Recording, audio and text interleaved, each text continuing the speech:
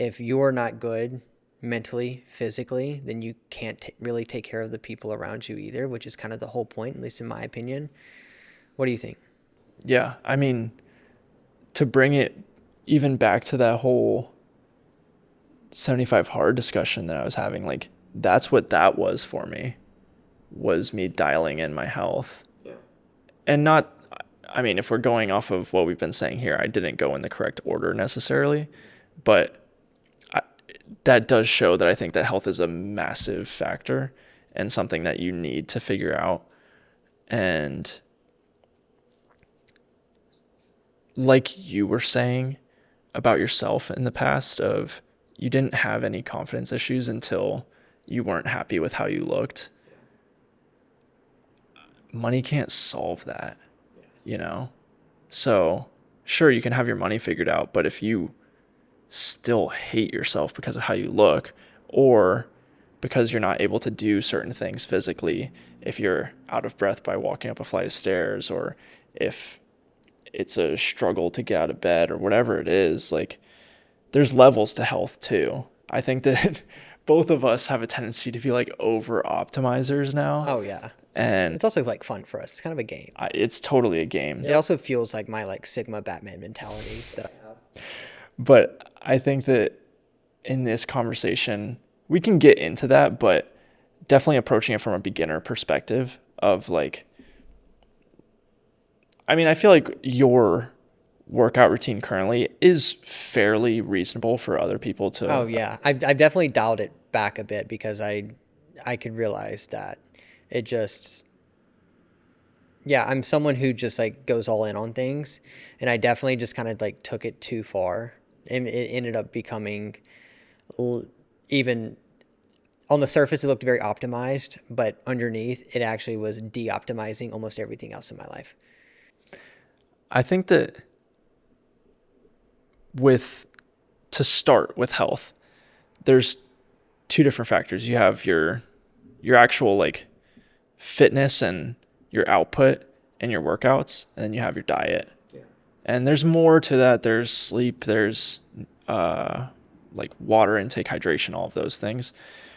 But specifically talking about your workouts and your diet, I think that diet, to start with that, it's a lot like money, where if we're going on a personal finance journey, the first step is to figure out where your money's going. And I think it would be the same thing that you need to apply to your diet, of just figure out what you're intaking. Yeah, like where are your calories going? Yeah. And from there, you can at least have a baseline between that and tracking how much you burn. Now you're at least aware of what's happening on a normal day. And then you just have to spend the time to research and figure out what changes you need to make to your diet to, and there's so much information out there. Like it's never been easier to inform yourself on these topics. And so it's just about taking the first step. You have to do a little bit of hard work in the beginning of figuring out where your baseline is, and then you can go from there. Maybe get a gym membership. You don't have to. You can do out at home workouts, go for walks, go for runs. Yeah, that's something that I feel like people really mess up with, is that they feel like they have to do this like crazy workout routine and they have to like go all in and like do this and do that. Dog, it's as simple as go to the gym 2 to 3 times a week, do a full body lift. You can do it in under an hour. If you don't believe me, I do full body lifts 3 times a week, under an hour. I have a photo of my Apple Watch this morning. I've been taking photos because for a future project that you'll know of soon, I wanted social proof that you could do a full body lift in under an hour. I lifted this morning and I think it was like 43 minutes I did my lift. It's as simple as going to the gym 2 to 3 times a week, lift moderately heavy weights, and get 8 to 10,000 steps a day. That is all you need, at least for right now in this stage of life, to be healthy and to be in a much better place than what you probably are currently. You know, I think back to when I first moved here, I just completely neglected health altogether and was just work, work, work, work, work.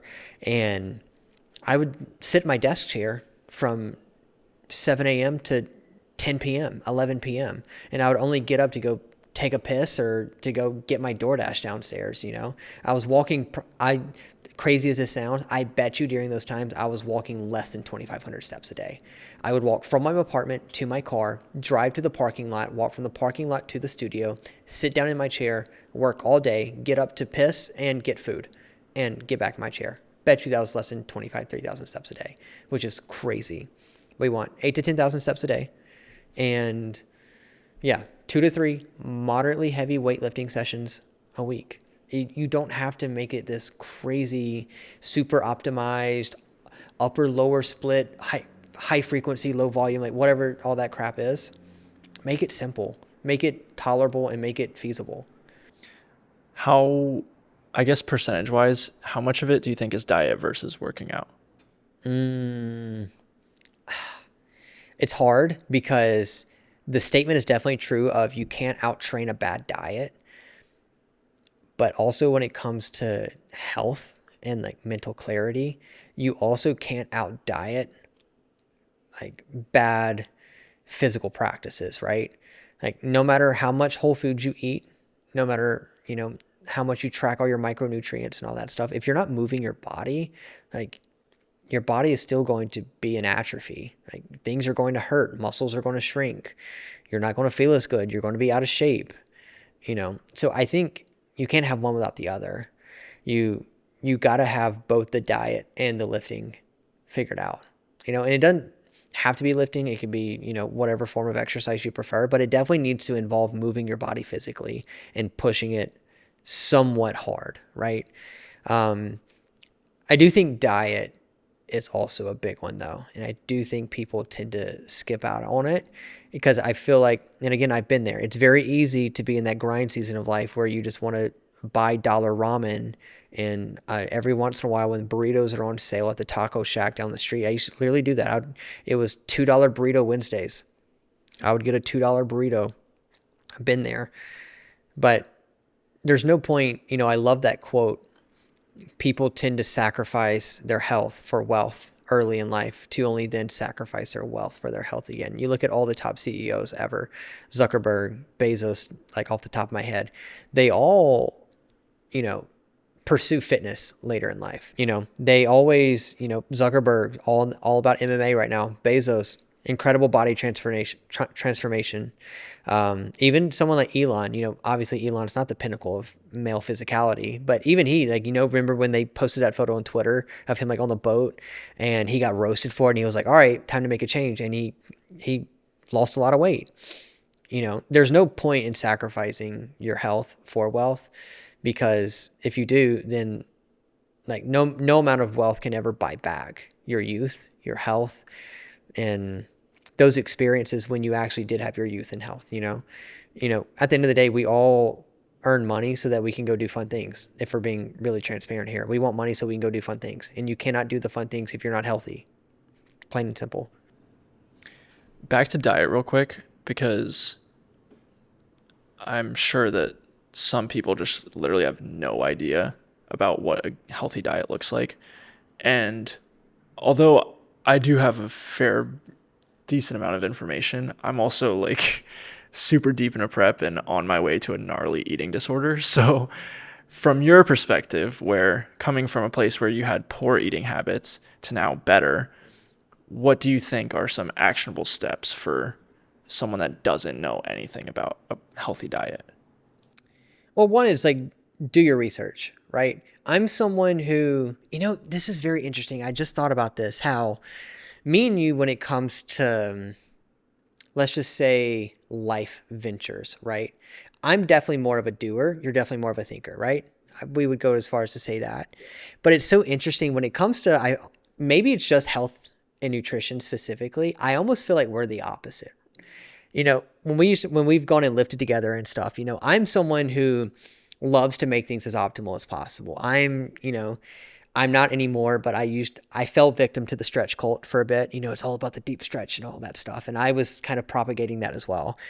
Now I'm on my high frequency, low volume kick. I'm watching a lot of like Paul Carter and Booney Badger and those types of people. I find it interesting because you're definitely more of just like a bro in the gym. You're like, dog, just lift heavy weights. Do it for as much as you can. I find that interesting. So taking that mentality though, of like hyper optimization, I've never understood people who are going to do something and not try to do it the best way they possibly can. A quote my grandfather used to always tell me growing up was, there's never time to do it right the first time, but always time to do it over. And it's really just a testament of, we always try to just get by with the bare minimum, when if you had just taken the time and do it right the first time, you wouldn't have to have done it over. So do your research and actually figure out what's actually healthy for you and what's not. Unfortunately, there's been a lot of misinformation over the years about what's healthy for you and what's not. Literally just recently, there was a study done where they took people with high cholesterol diets and did like actual imaging of like their internals and stuff. And they found, basically what they found was that, in cholesterol, you have HDL and LDL. LDL has always been, kind of demonized as like bad cholesterol. And they found almost no correlation between LDL and heart disease. It's crazy. I'm not sitting here and trying to make a definitive statement on cholesterol, but what I'm saying is that there's a lot of misinformation over the years. And it's, we had the whole thing with sugar versus fat, right? For many years, people demonized fat when really sugar was the problem. Do your research and figure out what is actually healthy. If I would give you advice personally, don't take it from me though. I'm not a doctor. Please, for the love of God, don't take anything I say serious about health and nutrition. But if you want to listen to me by your own risk, I would say eat 80% whole foods. That's single ingredient foods. So we eat a lot of beef, a lot of rice. Sweet potatoes are a good one. I love that rule of just 80% whole foods, 20% whatever you want. I think it's kind of naive to sit here and try to shove this like super holistic whole foods diet. It's just not really attainable. Let's be real. It's kind of hard to avoid those types of foods, especially if you travel a lot like we do and stuff. You're going to have some sort of processed foods in your diet. 80% whole foods, meat, clean carbs. I try personally to avoid things like enriched flours, if that makes sense. So like your kind of typical processed breads at the grocery store. I always look for actual authentic sourdough. Like turn the bread around, look at the ingredients list. If it says enriched flour, we don't touch it. That just means they ground the wheat down into a simple carb and not a complex carb. It's a simple carb, and then they have to fortify it with all the folic acids and all that stuff. It's not great for you. Whole foods, as much as you possibly can. We both prioritize our protein. That's another step. Prioritize your protein. I believe the general rule of thumb in science right now is you want about 0.7 grams per pound that you weigh. And if you're trying to lose weight, then 0.7 grams of protein per goal body weight. So if you weigh 180 and you want to weigh 150, do 0.7 times 150. That's your target protein goal per day. If you're trying to lose that weight, if you're trying to maintain, do your current body weight. Don't be scared of fat. You need fat to regulate your hormones. I believe the current science right now is 0.3 to 0.5 grams of fat per pound that you weigh as well. That's the amount of fat you need per day to regulate your hormones. If you don't have fat in your diet, you cannot regulate your hormones and you're going to feel like crap. I feel like I feel like at every point in history, someone has tried to demonize every macronutrient possible. People have tried to demonize protein. People have tried to demonize fat. They've also tried to demonize carbs, with the whole keto diet and all that stuff. All of it's fine for you. Just try to get it from decently clean sources. Those are probably the first 3 steps. Do your research, prioritize protein because you need muscle for longevity. And I guess maybe that is the third step, is like try not to demonize any of the macronutrients. You said like 80% whole food. Yeah, 80% whole foods for sure. Try to, keep your diet relatively clean. You can still live a little. I would say probably also just avoid alcohol.